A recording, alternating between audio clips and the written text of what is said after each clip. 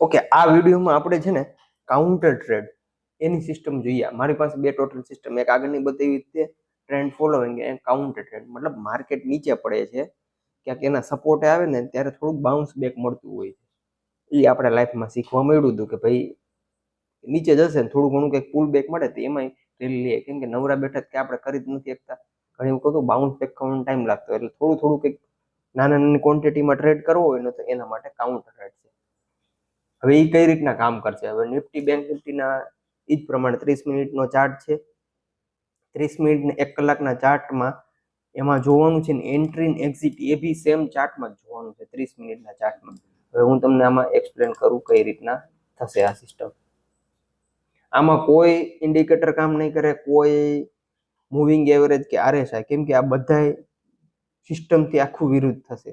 એટલે only for price action જ આમાં કામ કરતું હોય છે. અને એક સિસ્ટમથી ક્યારેય પૈસા નહીં બને કે ભાઈ એક વસ્તુ મેં ફોલો કરી લીધું ટ્રેન્ડ, તો એમાં શું છે, નાનો એવો જ પૈસા બને. હવે કેમ કે ટ્રેન્ડ જ્યારે નીચે પડતો હોય ત્યાં સુધી તમે લઈ શકતા હોય, બાકી રિવર્સલ થાય ને એનો ઘણો ટાઈમિંગ લાગતો હોય. એટલે નાના નાના આપણે પુલ બેકમાં બી પ્રોફિટ લઈ શકો તો વર્કિંગ મળી રહેતું હોય. એટલે બે સિસ્ટમ તમારે તો શીખવી જ પડશે. નિફ્ટીનો ચાર્ટ ખોલ્યો, બધા ઇન્ડિકેટર ઓફ. આમાં કોઈ ઇન્ડિકેટરની જરૂર જ નહીં પડે. આમાં મેન ખાલી છે પ્રાઇસ એક્શન, અને 100% પ્રાઇસ એક્શન ઉપર જ કામ કરશે. હવે સમજો, અહીંયા માર્કેટ હતું એ શેના હિસાબે કે ભાઈ અહીંયા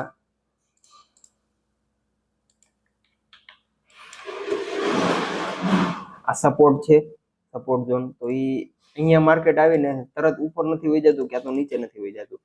હવે આ પ્રાઇસ પ્રમાણે ત્યારે કલાકના ચાર્ટમાં જોવાનું, મતલબ સપોર્ટ પેલા માર્ક કરી રાખેલા હોય કે ભાઈ અહીંયા આવીને માર્કેટ ઊભું રહે, અહીંયા આવીને માર્કેટ ઊભું રહે. કેમ કે બીજી વખત ત્યાં રીટેસ્ટ કરવા આવતું હોય ને તો માર્કેટ એકવાર પુલ બેક આપે, ક્યાં તો XYZ ગમે તે વસ્તુ એનું રીઝન થતું હોય. એવી જગ્યાએ તમારે માર્ક કરી નાખવાના. બાકી ઝેરોધામાં સેન્સિબલમાં બી ઓપ્શન છે કે ભાઈ ક્યાં વધારે પડતા રેઝિસ્ટન્સ છે, તો ત્યાં એના છે ને કોલ પુટ OI ઓપન થયેલા હોય તો એ વસ્તુ આપણે જોઈ શકીએ. હું મેન્યુઅલ જ હું કરું છું તો એ મેં વસ્તુ માર્ક કરી દીધી. હવે સમજો માર્કેટ નીચે પડતું હતું, ટ્રેન્ડ ડાઉન હતો, હવે પુલ બેક માર્યું, પાછું ઉપર જતું રહ્યું. તો ભાઈ આનું કારણ હવે આપણે અહીંયા RSI ની વરાહ દેવું તે તો ઉપર જતું રહ્યું છે તો કોઈ નહીં. હવે અહીંયા કાઉન્ટર ટ્રેડ એન્ટ્રી મારવી હોય તો અહીંયા ખાસ કરીને જોવાનું કે રિજેક્શન કેન્ડલ, મતલબ પિન બાર. મારો બિલીવ પિન બાર ઉપર છે, કેમ કે પિન બારમાં મેં 200 થી 300 ટ્રેડ પાડેલા હશે. એટલે પિન બાર મારો એક બિલીવ બની ગયો છે કે હું આ કરીશ તો મને એમાં દેખાઈ જાય. મિનિમમ છે ને એમાં 15 મિનિટમાં ચાર્ટમાં ગોતવા નથી જવાનું, મિનિમમ 1 કલાક યા તો 30 મિનિટ.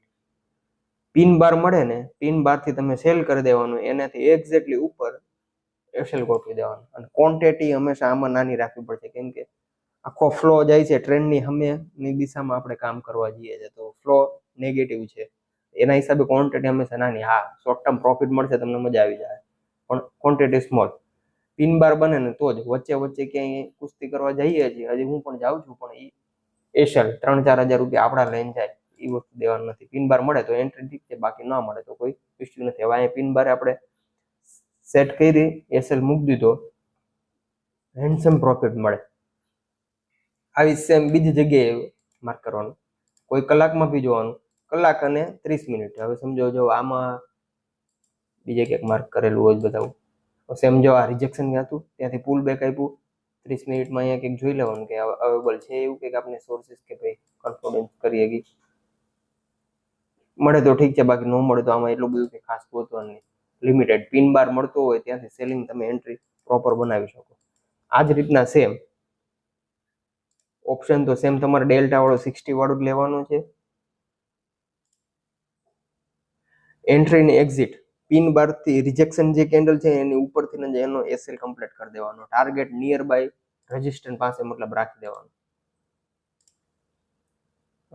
ટાર્ગેટ છે અહીંયા સુધીનો જ રાખવાનું, એવું નથી નીચે એટલે બધું જાય, એ આપણા હાથમાં નથી ગેમ.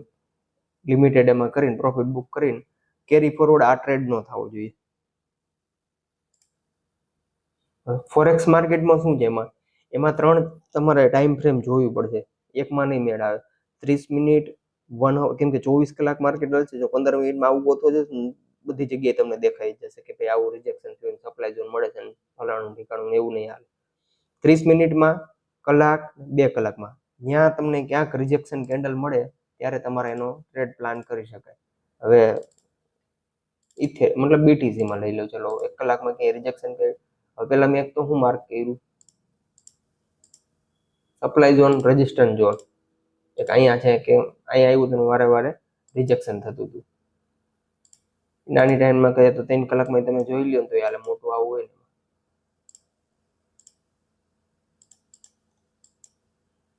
અહીંયા સપોર્ટ ક્યાં છે તો કે અહીંયા 30 મિનિટમાં આપણે નજર નાખી કે ભાઈ અહીંયા સપ્લાય હતો, જો પિન બાર રિજેક્શન કેન્ડલ બની, એસએલઆઈ ને મૂકી દો તો તમને 1:3-4 રેશિયો તમને આરામથી મળી જતો હોય છે. કલાકમાં જોઈ લો, આ જોતું રહેવું પડે. જો અહીંયા બી ટ્રેડ એક્ટિવ થયો, રિજેક્શન કેન્ડલ થઈ ગઈ, મસ્તીનો પ્રોફિટ મળી ગયો. હવે અત્યારે આ સિનેરિયો ચાલે છે. એક વખત પુલ બેક આપ્યું, માર્કેટ ઉપર ના ચડી રહ્યું, હવે આમાં નીચે જવાનો ચાન્સીસ છે.